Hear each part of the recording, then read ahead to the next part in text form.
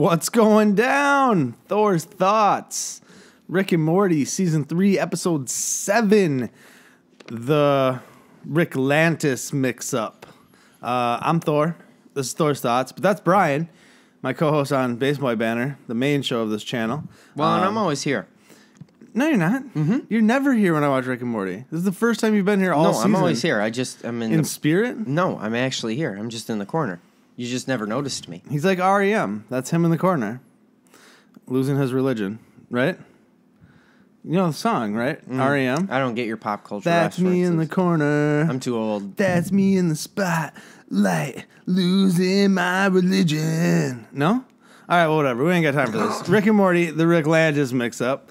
It's probably the weirdest Rick and Morty episode this season, and that's saying something, because we've had Pickle Rick and other things have happened, but this was by far the weirdest. So it starts off with Rick and Morty getting ready to go to Atlantis, and then some not Jehovah's Witnesses, but kind of Jehovah's Witnesses show up to get donations for the Citadel, because the Citadel is still running. The Citadel of Rick's is still running, even though Rick killed everybody, all the leaders or whatever.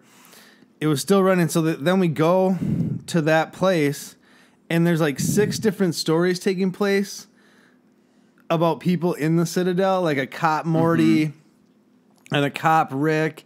And then there's a Morty running for president.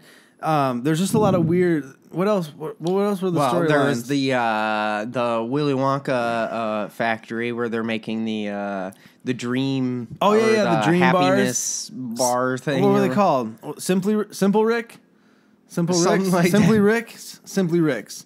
It was like Simple Rick. It was like a picture. It was like a memory of him and his daughter. Simple Rick. Yeah. And then they extracted that feeling and put it into bars. Like I said, this was probably the most out there episode we've had all season. So all these stories are taking place almost like Cloud Atlas / Sin City style storytelling. This is a spoof off of a movie, isn't it? I think. Well, that's why I think it was more like Sin City. Isn't the movie it's a spoof off of? Isn't that it's got Denzel Washington in it? Training Day? Is that what it... Well, no, I've never seen it. The cop one was kind of like that. Yeah. Because the cop was like a bad cop. The Morty cop was like a bad cop who... But no, that it was similar but yet different. I can see what you were Well, I've never seen that movie. But no, how they drew a lot of correlations of that. And then there was just a lot of... I can't even remember what else all happened in this episode. There was just so much weird crap. Like the Mortys, the Morty town where all the Mortys without Ricks are, and there's gang Mortys, and you go to a strip club of Mortys, but they're not stripping. They're dressed up as cowboys and dancing, or the one had a hard hat on, right? And they're offering dances, and it was just. But they had all their clothes on. But they had all their clothes on. Yeah, it was like I said. This was probably the weirdest episode of Rick and Morty. And they did a really good job in this episode. Yeah. Of showing. Is it weird that the political commentary in this was stupid good? Oh, very much so. You have Ricks looking at other Ricks who are well off, but they're the exact same people. They're the same person with the same IQ. Right. And there's Ricks that work in factories, but there's Ricks that drive a nice car, and there's montages of just the city life and how it was at the Citadel of Ricks.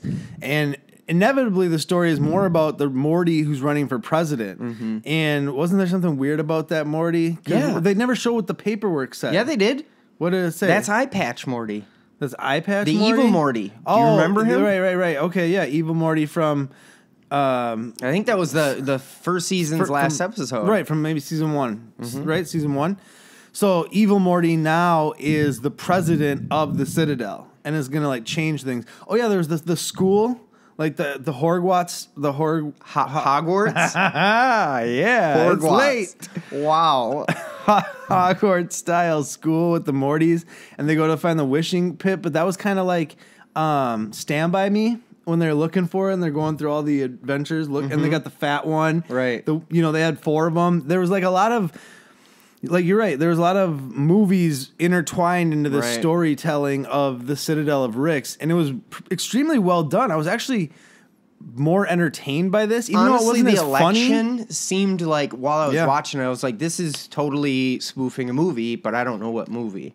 But it felt, I don't know what movie they're spoofing either. It felt like the way the shots were almost angled and stuff, and every the way everything story happened. was spoofing a movie, and the way they were telling the stories was in a way that was spoofing a movie that told stories in a really complicated manner. Right. Not complicated, just weird. It was just really weird.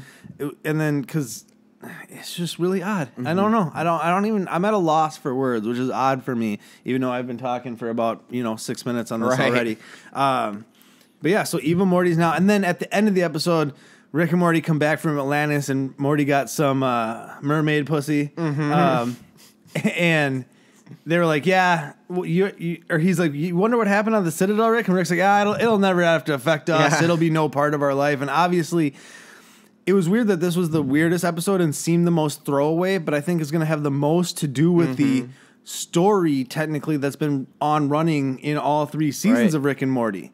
So it was the most story-driven episode, yet it was the weirdest episode and had nothing to do with the actual Rick and Morty that we follow. Right. But it was the antithesis of everything moving forward, I think, that they're going to go through. Isn't that crazy how this show, it's so smartly done? Yeah. It's kind of like, there's fart jokes in this. Oh, yeah. There were fart jokes. Or no, that wasn't this. That was No, there were fart jokes in this, too. There was. That's but right. The story is so self-aware when we talk. They know the main two characters, it's episodic, so it doesn't really, it doesn't matter what happens from one episode to the next. But then they have the background characters, the stuff matters and sticks. Yeah, there's this overall thread. It's very, the way Rick and Morty's done it seems like it's such a moronic, stupid on show. On the surface, and it is. And it is all those things that is said about it. But it's so much deeper, too, if you go into, some of the stories that they tell and, like you said, the underlying tones of them stories. I think the creators are evil geniuses. Notoriously smart as far as their writing and whatnot. No, it's a well-done show. It's a well-done show, and this was a well-done episode. Check it out. Rick and Morty, Season 3, Episode 7, A+. A+ episode this week. This is Thor's Thoughts. Until the next episode... Oh, no, until the next video. Episode 93 is coming up. We're actually going to tape that next. Basement White Banner, the main channel. Check us out. Facebook, Instagram. You know where to find us. You know what to do.